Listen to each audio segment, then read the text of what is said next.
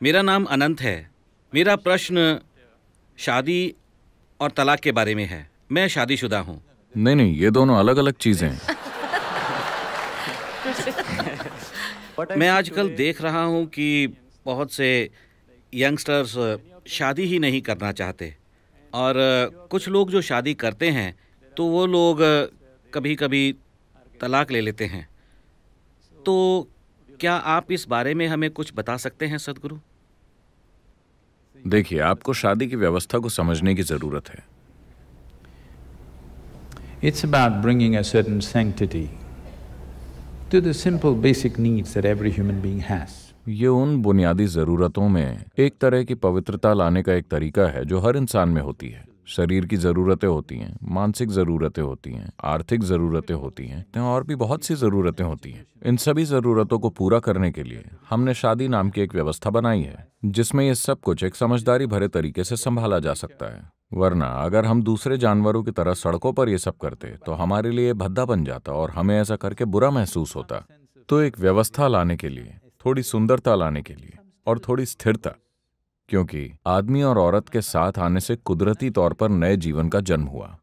किसी भी दूसरे जानवर के मुकाबले इंसानी बच्चा सबसे कमजोर होता है, जिसे सबसे ज्यादा मदद की जरूरत होती है। आप एक कुत्ते के पिल्ले को सड़क पर छोड़ सकते हैं, अगर उसे खाना मिलता रहा तो वो बड़ा होकर एक अच्छा कुत्ता बन जाता है, कोई दिक्कत नहीं है। लेकिन एक इंसान के साथ ऐसा नहीं है। उसे सिर्फ शारीरिक मदद की ही नहीं, अलग अलग तरह की मदद की जरूरत होती है, और सबसे बढ़कर एक संतुलित और स्थिर माहौल की। समाज में शादी होनी चाहिए या नहीं, इस प्रश्न पर बहस तब होती है जब लोग 18 साल के होते हैं, क्योंकि आपका शरीर आजादी की मांग करता है। ठीक है, उस समय हर कोई ये सवाल करता है, क्या शादी जरूरी है? हम जैसे चाहें वैसे क्यों नहीं रह सकते? पर जब आप 3 साल के थे, तब आप शादी को बहुत कीमती मानते थे, एक टिकाऊ शादी को बहुत कीमती मानते थे, है ना? हाँ या ना? 45-50 साल का होने पर आप फिर शादी के हक में होते हैं। 18 से 45 के बीच ही आप इस पूरी प्रक्रिया पर सवाल खड़े करते हैं। क्योंकि जब शरीर हावी हो, उस समय अगर आप उससे हार मान लें तो वो हर व्यवस्था पर सवाल खड़े करेगा।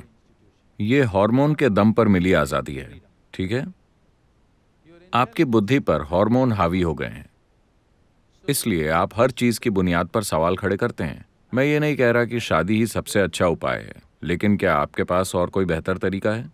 अगर आपके पास इससे अच्छा तरीका हो तो शादी की जरूरत नहीं है, लेकिन आप कोई बेहतर तरीका खोज नहीं पाए, क्योंकि एक बच्चे के लिए एक संतुलित स्थिति जरूरी है। बच्चा पैदा हुआ मतलब आपके पास 20 साल का प्रोजेक्ट है। आपकी इच्छाएं और पसंद बदल जाएगी, आपके इमोशंस में बदलाव आएगा। अगर ये सब ऐसा ही है तो ऐसी सिचुएशंस में मत फंसिए। हर किसी के लिए शादी करना जरूरी नहीं है। आप कह रहे थे कि लोग सोच रहे हैं कि शादी करें या न करें। मुझे खुशी है, ये हर किसी के लिए जरूरी नहीं है, लेकिन अगर आप करते हैं और खासकर अगर आप बच्चे पैदा करते हैं तो आपको समझना होगा कि ये कम से कम 20 साल का प्रोजेक्ट है, चाहे आपको पसंद हो या ना हो। वरना आपको ऐसे प्रोजेक्ट से नहीं जुड़ना चाहिए। आप किसी प्रोजेक्ट से जुड़कर उसे आधे में छोड़कर नहीं जा सकते, है ना? ये आपकी मर्जी है, पर कम से कम सोच समझकर फैसला करें। इसलिए शादी मत करें कि हर कोई शादी कर रहा है। आपको शादी और तलाक के बारे में एक सांस में बात करने की जरूरत नहीं, जैसे कि वो एक साथ आते हों। ये पूरी तरह से अमेरिकन आइडिया है। आप शादी और तलाक के बारे में एक साथ सोच रहे हैं। कुछ समय पहले तक इस देश में तलाक के बारे में कोई नहीं सोचता था, है ना? तो अगर ऐसा होता है, अगर कुछ होता है, दो लोगों के बीच कुछ सच में गलत हो जाता है और अलग होना जरूरी हो जाता है, तो ऐसा हर हाल में होगा। आपको शादी करते समय इसकी प्लानिंग करने की जरूरत नहीं है। आपको शादी और तलाक के बारे में एक ही सांस में बात करने की क्या जरूरत है? ये एक अपराध है।